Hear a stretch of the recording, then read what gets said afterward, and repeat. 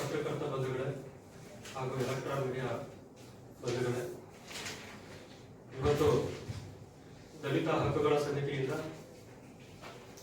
ಪತ್ರಿಕಾಗೋಷ್ಠಿಯನ್ನು ಕರೆಯಲಾಗಿದೆ.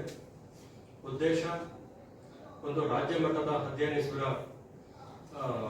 ಮೇ 10, 11ರಂದು ಕರ್ನಾಟಕ ಸಂಘದಲ್ಲಿ ನಡೀತಾ ಇದೆ.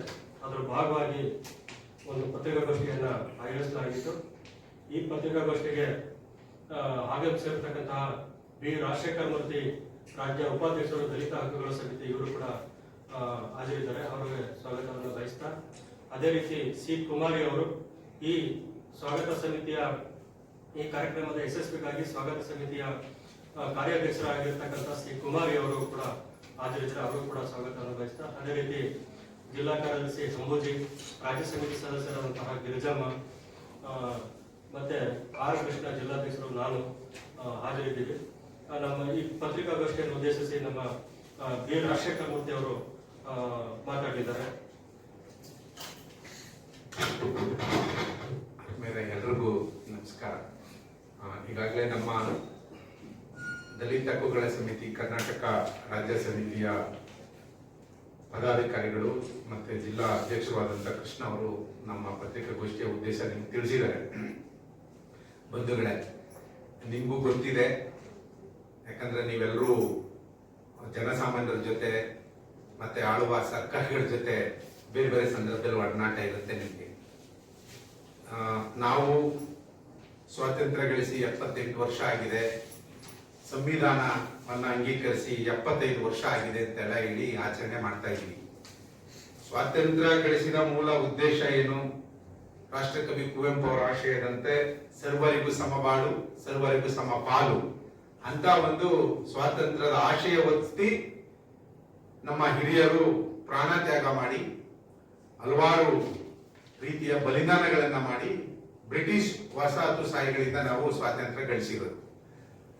ರಾಷ್ಟ್ರಕವಿ ಕುವೆಂಪು ಅವರು ಹೇಳಿದಂತೆ ಸರ್ವರಿಗೂ ಸಮಪಾಲು, ಸರ್ವರಿಗೂ ಸಮಬಾಳು ಅನ್ನುವ ಒಂದು ಆಶಯ ಇಟ್ಕೊಂಡು, ಆದ್ರೆ ಇವತ್ತಿಗೂ ಕೂಡ ಅಂದ್ರೆ ಸ್ವಾತಂತ್ರ್ಯ ಗಳಿಸಿ 78 ವರ್ಷ ಆಗಿದೆ, ಸಂವಿಧಾನ ನಮ್ಮನ್ನ ಅಂಗೀಕರಿಸಿಕೊಂಡು 75 ವರ್ಷ ಆಗಿದೆ.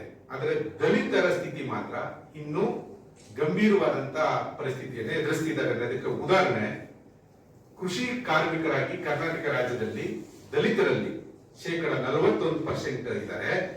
ಕೃಷಿಯೇತರ ಕಾರ್ಮಿಕರಾಗಿ 39% ಇದ್ದಾರೆ. ಬಂಧುಗಳು, ಈ 41 ಮತ್ತು 39 ಸೇರಿಸಿದ್ರೆ 81% ಆಗ್ತಾರೆ. ಕರ್ನಾಟಕ ರಾಜ್ಯದಲ್ಲಿ ಇರ್ತಕ್ಕಂಥ ದಲಿತರು, ಕೃಷಿ ಕೂಲಿಕಾರರು ಮತ್ತೆ ಕೃಷಿಯೇತರ ಅಂದ್ರೆ ಅಸಂಘಟಿತ ಕಾರ್ಮಿಕರಾಗಿ ಒಟ್ಟು 81% ಇದ್ದಾರೆ. ಇವರು ತಮ್ಮ ದೇಹವನ್ನ ದಂಡಿಸಿ ಬೆವರು ಸುರಿಸಿ ದುಡಿದು ತಿನ್ಬೇಕು. ಹಂಗ್ ದುಡಿದು ತಿಂದ್ರೂ ಕೂಡ ಜೀವನ ನಿರ್ವಹಣೆ ಮಾಡಕ್ಕಾಗದೇನೆ ರೇಷನ್ ಅಂಗಡಿಗಳ ಮುಂದೆ ಕ್ಯೂ ನಿಲ್ಲುವಂತಹ, ಸಾಲಿನಲ್ಲಿ ನಿಂತು ರೇಷನ್ ಪಡೆಯುವಂತ ಸ್ಥಿತಿಯಲ್ಲೇ ಇದ್ದಾರೆ. ಬಂಧುಗಳು, ಅಂದ್ರೆ ಸ್ವಾತಂತ್ರ್ಯ ಗಳಿಸಿ 78 ವರ್ಷ ಆಗಿದ್ರು ನಮ್ಮ ಕರ್ನಾಟಕ ರಾಜ್ಯದ ದಲಿತರಲ್ಲಿ 81% ಜನ ಕೃಷಿ. ಈ ದಲಿತರ ಸಬಲೀಕರಣಕ್ಕಾಗಿ ರಾಜ್ಯ ಸರ್ಕಾರ ರೂಪಿಸಿರ್ತಕ್ಕಂಥ ಕಾಯ್ದೆ ಏನಿದೆ, SC, ST, TSP ಯೋಜನೆ ಕಾಯ್ದೆ, ಆ ಕಾಯ್ದೆಯ ಪ್ರಕಾರ ಕಳೆದ ಬಜೆಟ್ ಅಲ್ಲಿ ಮಾನ್ಯ ಮುಖ್ಯಮಂತ್ರಿಗಳು 40,018 ಕೋಟಿ ಕಳೆದ ಬಜೆಟ್ ಅಲ್ಲಿ ಒಂದು ವರ್ಷಕ್ಕೆ 40,018 ಕೋಟಿ ಹಣವನ್ನ ದಲಿತರ ಅಭ್ಯುದಯಕ್ಕಾಗಿ, SC, ST, TSP ಯೋಜನೆ ಅದು ಬೇರೆ ನೇಮಕ್ಕೂ ಬಳಸಂಗಿಲ್ಲ, ಅದು ಇವರ ಅಭ್ಯುದಯಕ್ಕೋಸ್ಕರನೇ ಬಳಸಬೇಕು, ಮೀಸಲಿಟ್ಟಿದ್ದಾರೆ, ಘೋಷಣೆ ಮಾಡಿದ್ದಾರೆ. ಇದು ಕಳೆದ ಬಜೆಟ್ ಅಂದ್ರೆ 25-26ರ ಬಜೆಟ್ ಇದು. ಅಂದ್ರೆ ಅದೇ ರೀತಿ ಪ್ರತಿ ವರ್ಷ ಬಜೆಟ್ ಅಲ್ಲಿ ದಲಿತರ SC, ST ಅಂದ್ರೆ ಅವರ ಆರ್ಥಿಕ, ಸಾಮಾಜಿಕ, ಶೈಕ್ಷಣಿಕ ಅಭಿವೃದ್ಧಿಗಾಗಿ, ಅಂದ್ರೆ ದಲಿತರು ಮತ್ತು ದಲಿತೇತರ ನಡುವೆ ಇರ್ತಕ್ಕಂತ ಈ ಬಡತನದ ಅಂತರ ಏನಿದೆ, ಗ್ಯಾಪ್ ಏನಿದೆ, ಅದನ್ನ ಸಮಾನಾಂತರಗೊಳಿಸಬೇಕು. ದಲಿತರಲ್ಲೂ ಕೂಡ ಆದಾಯ ತೆರಿಗೆ ಕಟ್ಟುವ ಮಟ್ಟಕ್ಕೆ ಅವರ ಜೀವನವನ್ನ ಸುಧಾರಿಸಬೇಕು ಅಂತ ಹೇಳಿ ಪ್ರತಿ ವರ್ಷ ಅವರ ಹೆಸರಿಗೆ ಬಜೆಟ್ ಅಲ್ಲಿ ಹಣವನ್ನ ಮೀಸಲಿಡಲಾಗುತ್ತೆ.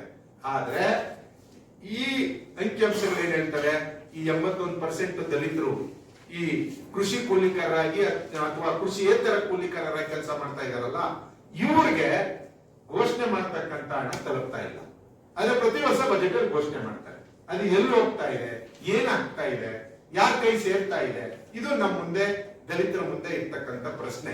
ಹಾಗಾಗಿ ದಲಿತ ಹಕ್ಕುಗಳ ಸಮಿತಿ ಕರ್ನಾಟಕ ರಾಜ್ಯ ಸಮಿತಿಯಿಂದ ಕರ್ನಾಟಕ ರಾಜ್ಯದ ಎಲ್ಲಾ ಜಿಲ್ಲೆಗಳನ್ನ ಪ್ರತಿನಿಧಿಸಿ ಇದೇ ಮುಂಬರುವ ಮೇ ತಿಂಗಳು 10, 11ನೇ ತಾರೀಕು ಶನಿವಾರ ಭಾನುವಾರ 2 ದಿನಗಳ ಕಾಲ ಜಾತಿಯ ಸ್ಪೃಶ್ಯತೆ ಆಚರಣೆ ವಿರುದ್ಧ ದಲಿತರ ಸಾಮಾಜಿಕ ಆರ್ಥಿಕ ರಾಜಕೀಯ ಪರಿಸ್ಥಿತಿಯನ್ನು ಕುರಿತು ರಾಜ್ಯ ಮಟ್ಟದ 2 ದಿನಗಳ ಕಾಲ ಅಧ್ಯಯನ ಶಿಬಿರ ಹಮ್ಮಿಕೊಂಡಿದ್ದೀವಿ.